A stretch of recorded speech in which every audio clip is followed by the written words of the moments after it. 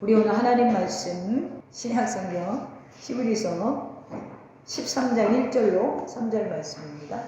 형제 사랑하기를 계속하고 손님 대접하기를 잊지 말라. 이로써 부지 중에 천사들을 대접한 이들이 있었느니라. 너희도 함께 갇힌 것 같이 갇힌 자를 생각하고 너희도 몸을 가졌은즉 학대받는 자를 생각하라. 아멘. 우리 오늘 하나님 말씀 히브리서 13장 1절로 3절 말씀에 형제를 사랑하는 방법이라는 제목으로 저와 여러분이 은혜를 나누겠습니다. 형제를 사랑하는 방법. 히브리서는 특별히 11장에서 13장이 이제 믿음과 이제 소망과 사랑에 대해서 권면하는 내용이 기록되어 있어요. 마지막으로 히브리서 저자가 믿음과 소망과 사랑으로 살자 이렇게 말을 하고 있는데, 이 당시에는 굉장히 우리가 상상하기 힘들 만한 박해가 있을 때예요. 예수님을 믿기 때문에 정말 가족이 잡혀가고 친구가 죽고 이웃이 죽고 교회 지도자들이 순교하게 되고, 이런 상황 속에서 정말 히브리서 기자가 마지막으로 교회에게, 성도들에게 외치고 싶은 것은 어떤 상황에서도 믿음과 소망과 사랑을 실천하면 이 어려움 속에서 우리가 주님을 배신하지 않고 배교하지 않고 살아갈 수 있다는 어떤 절박한 메시지가 담겨져 있습니다. 그래서 11장에서는 세상이 감당치 못하는 믿음의 사람들로 권면을 하고요, 12장에서는 환난과 핍박 가운데서도 주님을 품고 소망을 가져라. 그래서 화평함과 거룩함과 경건함과 두려움으로 하나님을 끝까지 섬기라 라고 말하고요. 그리고 이제 우리가 읽은 오늘 본문 13장의 시작 부분은 그리스도인이 이제 이 세상에서 어떻게 살아야 되는가에 대해서 13장에 이야기를 하는데, 어떻게 살아야 되는지 첫 번째가 베풀어야 될 사랑에 대해서 이야기를 하고 있어요. 그리고 나서 결혼을 귀히 여기고 돈을 사랑하지 않고 인도자들의 믿음을 본받아라 이렇게 얘기하지만 13장 처음 부분에서 사랑을 얘기할 때 형제를 사랑하라 이렇게 말을 하고 있어요. 왜 그렇죠?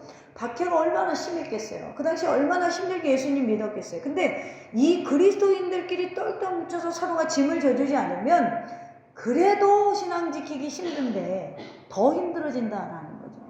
그래서 13장의 시작 부분에 이제 우리가 그리스도인으로서 우리가 인침을 받고 그리스도의 사랑을 받고 세상에서 어떻게 우리가 사랑을 베풀어야 되는가. 여러분, 믿음과 소망과 사랑은 따로 떨어진 게 아니고 하나예요. 예수님을 믿음으로 하나님 나라에 대한 소망이 생기니까 환난을 이기게 되겠죠. 어려움을 이기게 되겠죠. 참 목회하면서 힘든 일들이 많잖아요. 정말 이 찬양이 참 생각이 나요. 눈물 없이 못 가는 길, 피 없이 못 가는 길. 그러니까 우리가 예수님을 믿고 있으니까, 하나님 나라에 대한 소망이 있으니까 어떤 어려운 상황에서도 이걸 극복하려고 한다는 것이죠. 왜죠? 소망이 있으니까요. 그러고 나서 우리가 이 믿음과 소망이 있으면 우리의 삶에 어떤 현상이 일어나냐면 사랑이 생긴다라는 거예요. 하나님을 사랑하고 이웃을 사랑하는 감정이 생긴다라는 거죠. 그래서 오늘 13장은 목회적 권면 또는 실천적 교훈장이라고 부릅니다.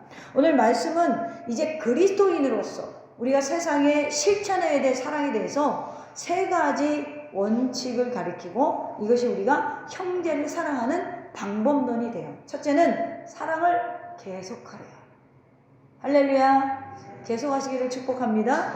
1절에 보면 형제 사랑하기를 계속하고, 자, 이 말의 한 배경이 뭐예요? 왜 형제를 계속 사랑하라고 했을까요?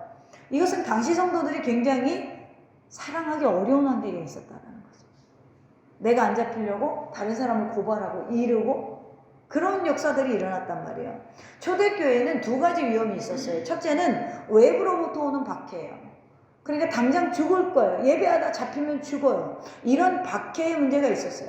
당시에는 가택을 수색해서, 왜 그러냐면 집이 예배당이었거든요. 그 당시에는. 그러니까 가택을 수색해서 그리스도인들을 잡아가고 체포하고 사형시키고 뭐 징계시키고 고문하고 막 이런 일들이 벌어졌단 말이에요. 또 하나의 위험은 뭐였냐면 핍박을 하니까 뭐가 약해지죠? 믿음이 약해지는 성도들이 있었어요. 여기서 갑자기 지금 우리가 전체적으로 핍박을 받는다면 어떤 사람은 뭐 교회가 이래 그러고 나가는 사람도 있을 것이고 난 못 견뎌. 난 예수님 안 믿을래. 이런 사람이 있을까요? 없을까요? 없겠죠. 할렐루야. 우리 더 생기는 없겠지만 밖에 있는 데는 있다는 거예요. 할렐루야. 자, 그런데 이런 상황 속에서 믿음이 약해지는 사람을 믿음이 강한 사람들이요 판단하고 정죄했어요. 그러니까 어떻게 됐어요? 교회 안에서 하나가 되지 못했어요. 그러니까 쟤네들은 믿음이 없어. 쟤네들 뻑하면 예수님 부인하고 저거 봐 하는 행동 봐봐. 이렇게 정죄하는 분위기가 지금 초대교회의 위험이었다라는 거예요. 신앙을 순수하게 지켜나가는 것은 좋은 일이지만 그것 때문에 교만해져가지고 약한 자를 가혹하게 대하는 것은 잘못됐다라는 거예요. 우리가 만약에 기도를 3시간 하는데 1시간이나 30분밖에 못하는 사람을 영성이 없다라고 하면 되겠어요? 그건 판단하는 거예요. 그 사람의 삶에서 수준에서 30분이라는 시간이 엄청난 시간을 들여서 기도하는 것일 수도 있어요. 그렇기 때문에 우리가 좀 더 기도하고 좀 더 예배를 많이 드린다고 누군가를 판단하면 안 된다라는 거예요. 어떤 사람은 썬데이 크리스찬으로 주일날 그냥 1시간 나오는 예배 겨우 나와서 예배 드리지만 일주일 내내 삶의 그 현장에서 이기는 자였을 수 있어요. 근데 어떤 분들은 새벽 기도, 금요일 기도, 수요일 기도 다 참여했는데 세상에 나가면 맨날 마이가 역사하면 지고 거친 환경이 오면 지고 계속 지는 거예요. 그러면 여러분 그게 영성이 있다고 할 수 있겠어요? 근데 이런 마음으로 판단했다라는 거예요. 초대교회도. 사실 우리가 어려워지면 누가 됐던 남을 생각할 여유가 없어요. 지금 만약에 제가 갑자기 배에 복통이 일어나가지고 위경련이 일어났다고 쳐봅시다. 설교하다가 제가 여러분 생각하겠어요? 아파 죽겠는데? 못 생각해요. 하고 싶어도 아파 죽겠는데 어떻게 생각하겠어요? 그러니까 우리가 누군가가 어려움에 처하면 남을 생각할 여유가 없으니까 자기들이 믿음이 적어갖고 죽을 것 같고 위기가 오니까 어떻게 하겠어요? 아니에요. 저는 안 믿고요. 쟤들이 믿어요. 이렇게 고발을 했다라는 거예요. 그거를 판단하지 말래요. 성경에서. 그럴지라도. 당시에 이런 위험 때문에 형제사랑이 식어졌어요. 그래서 교회가 삭막한 세상처럼 되기 쉬웠어요. 그래서 이 편지를 받는 수신자들이 그런 환경에 처해 있었기 때문에 히브리서 전하는 마지막으로 그들을 향하여 형제사랑하기를 계속하라 라고 권면하는 것입니다. 여러분 우리가 왜 믿음의 형제들을 사랑해야 되죠? 사도 요한이 이유를 이렇게 정의해요. 요한일서 3장 16절에 보면 그가 우리를 위하여 목숨을 버리셨으니 우리가 이로써 사랑을 알고 그가 누구예요? 그리스도잖아요. 그리스도가 우리를 위하여 목숨을 버리셨으니 우리가 이로써 사랑을 알고 우리도 형제를 위하여 목숨을 버리는 것이 마땅하더라. 우리 누구 닮았어요? 예수님 닮은 사람들이잖아요. 그러니까 예수님이 우리를 위해서 목숨을 버렸으니 우리도 다른 형제를 위해서 목숨을 버리는 것이 마땅하대요. 그렇습니다. 우리 그리스도인의 사랑은 세속적인 사랑이나 육신의 쾌락을 쫓는 저질적인 사랑이 아니죠. 베드로전서 1장 22절의 말씀처럼 너희가 진리를 순종함으로 너희 영혼을 깨끗하게 하여 거짓이 없이 형제 사랑하기에 이르렀으니 마음으로 뜨겁게 서로 사랑하자. 제가 교회 공동체 사랑과 가정 공동체 사랑 얘기를 굉장히 많이 설교에 다뤄요. 왜 그래요? 여러분 이 사랑이 벌써 시작이 되고 실천이 돼야 교회가 커져도 흔들리지 않아요. 할렐루야. 우리는 따로가 아니라 하나라는 거예요. 다른 사람이 아프면 나도 아픈 감각이 있어야 되고 다른 사람이 어려움에 처했으면 그 어려움의 감정이 우리에게 처해져야 된다라는 것입니다. 우리 그리스도인의 사랑은요 뿌리가 어디 있어요? 그리스도의 사랑은 예수 그리스도의 피 뿌림에 있어요. 그 피를 양문으로 힘으로 먹고 자라나는 게 우리 교회 공동체라는 거예요. 할렐루야. 이 사랑은요 변함이 없어요. 영원한 사랑이에요. 그리스도의 은혜에 감사하고 그 사랑에 감동되어서 예수 믿는 사람들을 사랑하게 되는 거예요. 요한복음 13장 35절에 이런 말씀이 있습니다. 너희가 서로 사랑하면 이로써 우리가 읽은 교동문처럼 모든 사람이 너희가 내 제자인 줄 안다. 우리가 사랑하면 다른 사람들이 뭐 한다고요? 우리가 예수님의 제자 공동체인 줄 안대요. 그리스도의 3대 표식이 뭐라고요? 한마디로 형제를 사랑하는 거. 할렐루야. 옆 사람을 좀 봐주세요. 바라봐 주세요. 너무나 사랑스럽죠? 할렐루야. 그러니까 우리는요 그 형제를 사랑하는 그 마음으로 교회 공동체를 사랑하라는 거야. 여러분 제가 문제를 하나 낼게요.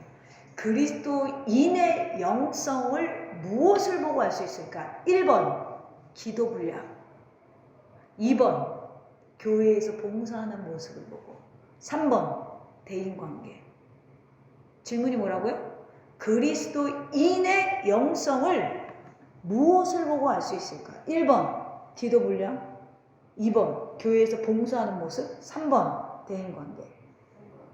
할렐루야. 잘하시네요. 반드시 그리스도가 내 안에 있는 사람은 사람과의 관계를 통해서 증명이 돼요. 근데 내가 그리스도를 믿고 되게 좋은 영성을 가졌다고 하고 진짜 공중나는 새를 기도해서 떨어뜨린다고 해도 사랑이 없으면 고린도전서 13장이 뭐라고 그래요? 울리는 꽹과리와 같다. 울리는 꽹과리 여러분 들어보셨어요? 귀가 아파.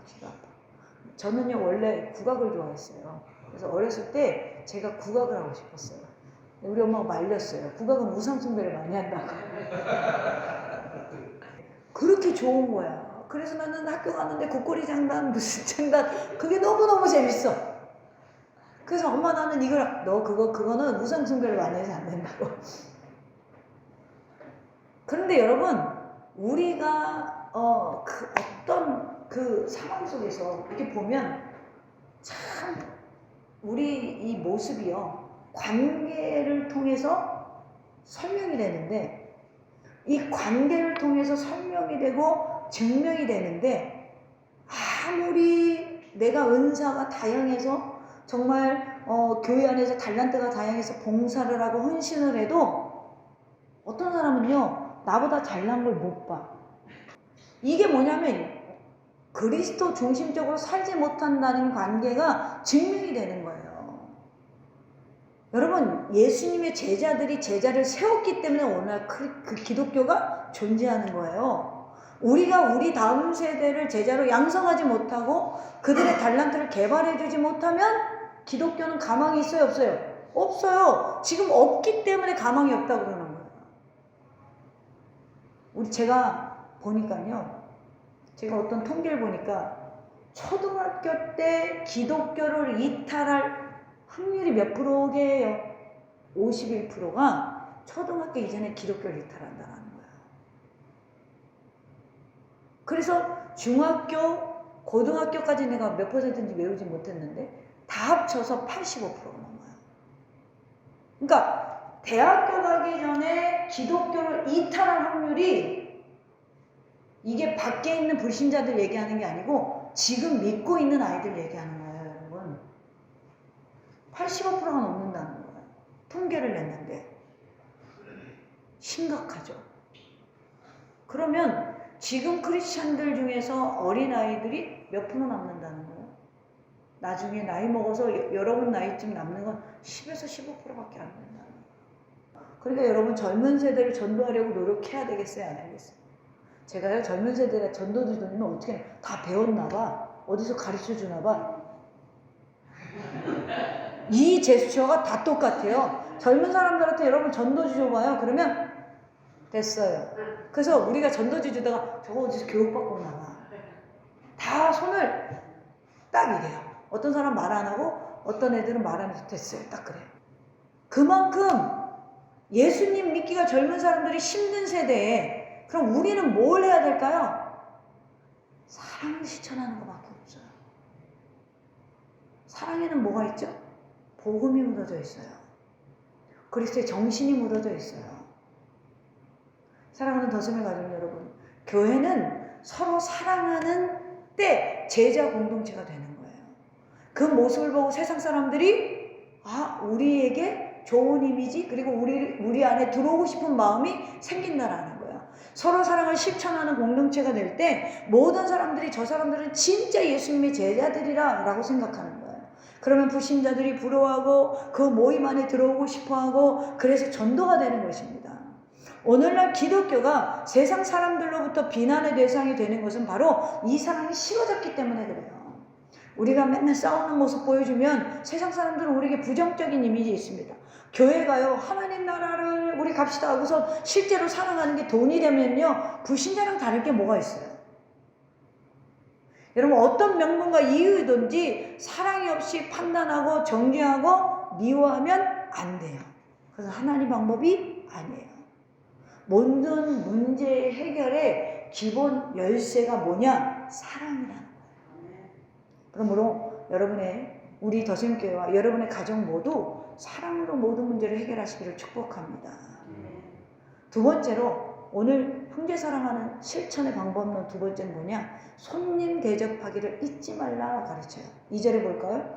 손님 대접하기를 잊지 말라. 이로써 부지 중에 천사들이 대접한 이들이 있었느니라. 손님을 대접하는 것이 좋을까요? 여러분? 뭐가 좋아요? 귀찮지. 귀찮잖아요. 안 귀찮아요? 이 더운 여름에 우리도 손님을 맞이하는데 안 귀찮아요. 할렐루야. 귀찮아요. 근데 여러분 이 귀찮은데 말이에요. 많은 사람들이 이 본문을 이렇게 착각해요. 목사님도 이렇게 가요. 천사를 대접해서 아브라함이 복을 받았어 안 받았어? 받았잖아요. 그러니까 손님을 천사로 생각해라 하고 대접하라고 교회에서 배웠죠. 근데 여러분 손님을 대접할 때 그 사람 천사예요? 천사 아니에요. 왜 그러냐면 생각해 보세요. 누군가를 천사 대접하듯이 대접했는데 상대방이 천사가 아니죠. 때로는 굉장히 이기적인 요구를 해요. 그렇지 않아요? 안 경험을 보셨나 보네. 자, 막 나를 시험 들게 하는 사람 많죠. 내가 선한의도로 시작했는데 마치 이런 거예요. 물에 빠진 사람 살려줬더니 보따리 내놓으라고 하는 게 아니라 요즘은 경찰에 고발해. 내가 훔쳐갔다고. 이런 세상이에요 요즘에는. 여러분 물에 빠진 사람 살려줬더니 짐보따리 내오라는 건 옛날 말이고 요즘은 경찰에 가서 고발해. 이런 사람들이 있으니까 내가 마음에 시험이 들어요 안 들어요? 착한 일 하다가 시험 들어요. 그러니까 아예 마음을 비우고 나그네를 대접하는 마음. 그래서 여러분 이 2절을 세번역 본문에 보면 이 성경에 보면 이렇게 해석이 되어 있어요. 나그네를 대접하기를 소홀히 하지 마십시오. 어떤 이들은 나그네를 대접하다가 자기들도 모르는 사이에 천사를 대접했습니다. 이게 바른 해석이에요. 나그네를 대접하다 보니까 그들이 천사였던 거지 아브라함이 천사인 줄 알아보고 대접한 게 아니라는 거예요. 자, 자기들도 모르는 사이에 천사를 대접했습니다. 천사를 대접하듯이 하면 시험 들어요. 천사가 아니거든. 근데 나그네를 그냥 마음을 비우고 대접하다 보니까 이 사람들이 복덩이가 됐어. 왜죠? 하늘의 상급이 우리의 것이 되니까. 마음을 비워야 돼. 내가 그냥 빈 마음으로 그리스도의 일을, 그리스도의 사랑을 실천했더니 이게 상급으로 내게로 돌아오는 거예요. 할렐루야. 오늘 히브리서 저서는 형제 사랑에서 더 나아가서 손님을 대접하라. 이 뭐예요? 실천을 하는 거예요. 사랑은 추상적이거든요. 그러니까 실천을 구체적으로 어떻게 하라? 손님을 대접하라고 권면해요. 그걸 잊지 말아라. 왜 그러냐면요. 이 당시에는요. 쫓겨나는 사람이 참 많았어요. 예수님 때문에. 그래서 만약에 예를 들어서 무슨 지역이 부흥이 된다. 그러면 박해가 빵 터지면 어떻게 돼요? 옆 동네로 이사 가야 돼. 피난 가야 돼. 그러면 집이 있어요? 없어요? 없어요. 그러면 피난 왔던 동네, 예를 들어서 지금 운남동이 부흥이 돼가지고 핍박이 팍 돼서 여기 있는 성도들이 다 도망을 갔어요. 어디로 나갈까요? 송도로 가고 저 주안으로 갔어요. 제가 핍박을 받아서 장로님네 집을 찾아갔어요. 장로님네 집이 주안에 있거든요. 자, 주안에 갔는데 장로님이 왜 오셨어요? 그러면 어떻게 하겠어요, 이 사람들이? 지금 자기네 집도 박해 때문에 도망왔는데 어떻게 되겠어요? 이 초대교회 성도들은 어떻게 했냐면 이 사람들이 왔을 때 집을 내줬어요. 집을 내줬어요. 그래서 손님 대접하는 걸 잊지 말라라는 거예요. 박해가 심하니까. 그러니까 여러분 배경을 이해하니까 성경이 은혜로워요, 안 은혜로워요? 단순하게 누구에게 그냥 막 대접하는 게 아니라 복음의 순회 전도자들이나 박해로 인해서 이 동네로 피신 들어온 사람들에게 내 보금자리를 내주는 사람들이 마음에 어떤 생각을 했냐면 영광으로 생각했어요. 그래서 가정마다 경제적으로 어려워지니까 이게 1년, 2년, 3년 되면 어떨까요?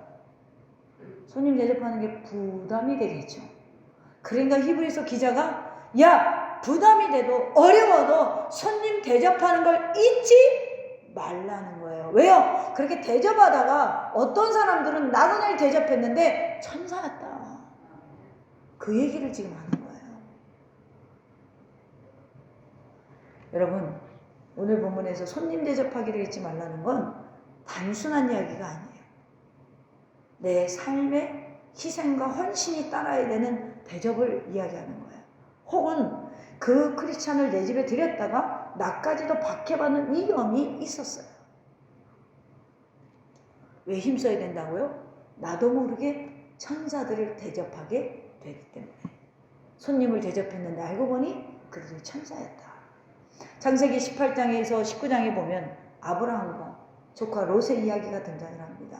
근데 이 둘 다 자기 집에 손님을 초대해서 드렸는데 이들이 하나님이 보내신 천사였어요.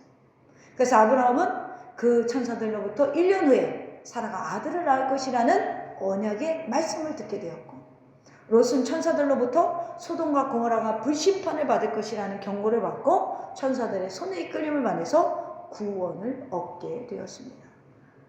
여러분, 우리가 상상해 볼 때 그 옛날 초대교회 상황에서 물도 떠다 먹어야 되는 상황에서 손님을 대접하려면 어떻게 해야 돼요? 나름 수고 헌신과 그리고 가정의 불편함이 있었을 거예요.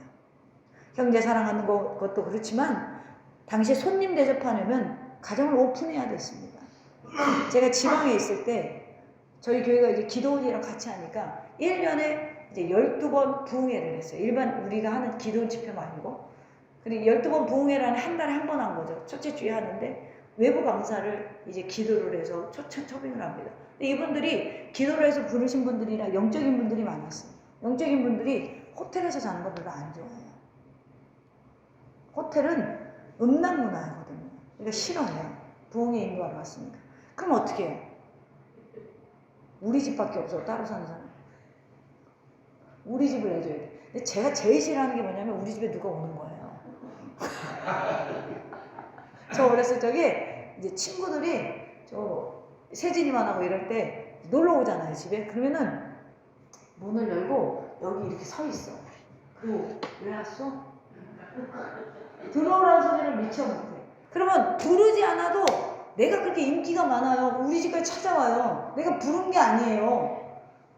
문을 열고 서서 웬일이야? 그러면은 내가 뭐라고 할 말이 없어. 그럼 서 있으면 이제 저희 어머니가 민망하니까 오히려 얘는 비켜! 친구가 왔는데 왜 들어오세요? 소리야. 들어오라고 해요. 그러면 왜 집에 들어오는 게 싫었냐면, 아니 왜 내 책상을 만져? 아니 서랍은 왜 열어? 애들이 호기심이 많잖아요. 와서 서랍장도 열어보고 옷장도 열어보고 책상도 만지는데 내 걸 만진 적이 없잖아. 혼자 자랐으니까. 그러니까 와서 만지는 게 싫어서 우리 집 오는 게 싫어. 그러니까 얼마나 까다로워요, 성격이. 그런데 이 목사님들이 아니 호텔 잡아주고 그렇게 시설이 좋은데 안 간다는 거야. 장로님이랑 그 강사랑 우리 집에서 자. 나는 어디로 가? 교회로 가야죠. 불편하잖아요. 서로 불편하잖아요. 한 집안에 있으면. 먹을 거 사다 다 준비해주고 저는 이제 교회 가서 자요. 여러분, 이게 한 달에 한 번씩 돌아오는데 제가 불편했겠어요? 안 했겠어요? 불편해요. 여러분, 우리 집에 손님 오면 안방을 내어줄 수 있는 마음. 그래서 여러분, 옛날에 외국에 있는 사람들이 우리나라에 들어오면요, 일부러 어떤 교회는요, 다 3명, 4명씩 분배해서 그 집에 가서 자게 했어요. 훈련시키냐고. 성도도 훈련이 되고 그분들도 한국 사람들의 사랑을 경험하기 위해서. 이번 해볼까요? 할렐루야. 자, 마음의 준비가 됐죠. 우리의 수준이 딱 드러나는 거예요. 우리의 수준이. 여러분, 형제의 사랑은요, 말과 혀로만 하는 게 아니에요. 말과 혀는요, 저 밖에 있는 사람들도 할 수 있어요. 구체적인 희생이 필요한 거예요. 손님을 대접하는 일은 이론으로 되는 게 아니에요. 구체적으로 많은 시간을 할애해야 돼요. 또 티도 안 나는데요, 물질도 은근히 들어가요. 마음도 쓰게 돼요. 결국 모든 정성을 쏟는 것이 손님을 대접한다. 보이는 형제를 사랑하지 않는 자가 보이는 하나님을 사랑할 수 없습니다. 여러분, 우리 더생교회 성도들은 말과 혀로만 사랑을 실천하는 것이 아니라 행동과 삶까지도 동반되는 그러한 저와 여러분 되기를 주님의 이름으로 축원합니다. 마지막으로 3번째로 형제 사랑을 하는 방법론의 3번째는 뭐냐? 상대방의 입장을 생각하라. 형제를 사랑하는 방법 3번째는 3절에 볼까요? 너희도 함께 갇힌 것 같이. 갇힌 자를 생각하고 너희 몸을 가졌으니 학대받는 자를 생각하라. 그 당시에 핍박받는, 그래서 감옥에 갇히거나 매를 맞는 이런 상태도 너희가 똑같은 입장에서 생각하라는 거예요. 형제 사랑에서 손님 대접의 실천에서 이제 3번째는 뭐예요? 공감하라는 거예요. 그 입장을 생각하라는 거예요. 여기 갇힌 자들은 예수님 믿는다는 이유로 지금 감옥에 갇혀있는 형제자매를 말하는 것입니다. 이들은 지금 매우 불공평하고 비인간적인 열악한 대우를 받았어요. 영양실조와 질병으로 감옥에 많은 사람들이 죽어갔고 지하 감옥에서 실명이 되어지고 피부병으로 죽는 자들이 어마어마하게 많았어요. 가족이나 친구들의 도움이 없으면 밥을 먹지 못하는 그러한 감옥이었어요. 누군가 가서 밥을 사줘야 됐고 돈을 넣어줘야 되는, 그래서 주님이 지금 히브리서 저자가 이렇게 말씀하는 거예요. 너희도 갇힌 것 같이 갇힌 자를 생각해봐라. 너희도 몸을 가졌으니까 학대받는 자를 생각해봐라. 즉 입장 바꿔 생각해봐. 그 입장에서 그들을 사랑하고 섬기라는 거예요. 우리 그리스도인들은요, 참 사랑이 많은 것 같다가도 어떤 상황이 딱 놓이면 진짜 편협할 때가 많아요. 상대방의 입장을 고려하지 못하고 자신이 믿는 방법, 내 이론, 내 경험만 가지고 상대방을 바라볼 때가 되게 많아요. 그런데 그 눈은 주님의 눈이 아니에요. 주님은 한 번도 이런 소리를 안 했어요. 난 네가 이해가 안 간다? 주님은 이런 말을 해본 적이 없어요. 여러분, 사람과 사람은 이해를 못해요. 왜요? 나랑 다른데. 여러분들 결혼했을 때 1년 이상은 배우자가 이해가 돼요? 절대 안 돼요. 어떤 분이 그래요. 우리는요, 오래 만나서요, 결혼하면 잘 살 거예요. 오래 만난 사람이 이혼 확률 더 높은 거 알아요? 왜? 내가 알던 그거 아니야. 내가 알던 그거 아니야. 이 안 그랬는데 전에는 나만 생각하더니 내가 알던 그거 아니야. 할렐루야. 그래서 이혼 확률이 더 높대요.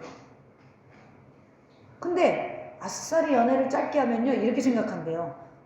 나랑 다르구나. 얘는 이런 모습이 있구나. 참고하시길 바랍니다. 그래서 옛날에는 한 달밖에 안 됐는데 잘 살아요? 못 살아요? 잘 살았어요, 오히려 옛날 사람들. 근데 지금은 8년, 9년 만나니까 어떻게 돼요? 한 달 만에 이혼해. 내가 알던 그거 아니에요. 우리가 나와 다른 환경에서 사는 사람들이 이해 못하는 경우가 굉장히 많아요. 다른 방식으로 살았기 때문에 다를 수밖에 없어요. 부부도 처음에는 부부가 아니에요. 부부가 되어져 가는 중이에요. 전 15년째 되어져 가고 있습니다. 하나가. 얼마나 시간이 흘러야 서로가 이해를 하게 될까? 이해하기 쉽지 않아요. 그래서 필요한 게 뭐죠? 사랑이에요. 본절을 세번역 성경에서 좀 더 간절하게 외쳐요. 감옥에 갇혀있는 사람들을 생각하되 여러분도 함께 갇혀있는 심령으로 생각하십시오. 여러분도 몸이 있는 사람이니 학대받는 사람 심정으로 생각하여 주십시오. 함께 갇혀있는 심정으로. 어떤 명설교자가 이런 말을 해요. 진짜 명설교자는 뭐냐? 공감을 얻어내는. 공감하는 설교를 할 때 그 사람들이 하나님 말씀을 공감하게 된다는 거예요. 이게 설교자의 숙제죠. 예수님 공생의 당시에 유대 종교 지도자들이라는 이 바리새인들이요, 예수님이 사람들과 어울리는 걸 못마땅하게 생각했잖아요. 마태복음 9장 11절에 보면 어찌하여 너희 선생은 세리와 죄인들과 함께 잡수시냐. 왜요? 바리새인은 죄인들에 대한 공감이 없었어요. 왜 저 인생이 저렇게 살아가는가? 이 말을 듣고 예수님이 뭐라고 하시냐면 마태복음 9장 12절 이하에 예수께서 들으시고 이르시되 건강한 자에게는 의사가 쓸데없고 병든 자에게 쓸데있느니라. 너희는 가서 내가 긍휼을 원하고 제사를 원하지 아니하노라 하신 뜻이 무엇인지 배우라. 나는 의인을 부르러 온 것이 아니요 죄인을 부르러 왔노라 하시니라. 할렐루야. 교회 안에 누가 많을까요? 의인이 많을까요? 죄인이 많을까요? 죄인이 많아요. 그래서 주님은 거기에 긍휼을 베풀기 원하신다. 바리새인과 같이 공감하지 못하고 판단하는 눈이 아니라 긍휼을 베푸시기 원했다는 거예요. 죄인을 불러 회개하고 영원한 회복을 선물하기를 원하시는 주님. 오늘 우리에게는 바리새인의 시선이 아닌 예수님의 시선, 사랑의 시선이 필요합니다. 사랑하는 도심의 가족 여러분, 오늘 여러분의 눈에 주님의 긍휼과 회복의 시선이 머물기를 축복합니다. 여러분, 갇힌 자를 도와주지 못하는 법령도 있었던 이 히브리서 시대, 이 시대, 갇힌 자를 도와주면 형벌을 받아야 하는 시대. 그럼에도 불구하고 히브리서 저자는 이렇게 말해요. 갇힌 것과 같은 마음으로 그들을 도와주라라는 것입니다. 사랑하는 성도 여러분, 우리는 이미 풍성한 주님의 사랑과 자비와 동정을 받은 자들로서 이제 그 똑같은 긍휼과 사랑과 자비가 필요한 자들에게 예수님의 시선으로 나아가서 그 사랑을 실천할 수 있는, 그리고 우리 더생교회가 그 실천으로 더 단단해질 수 있기를 주님의 이름으로 축원합니다.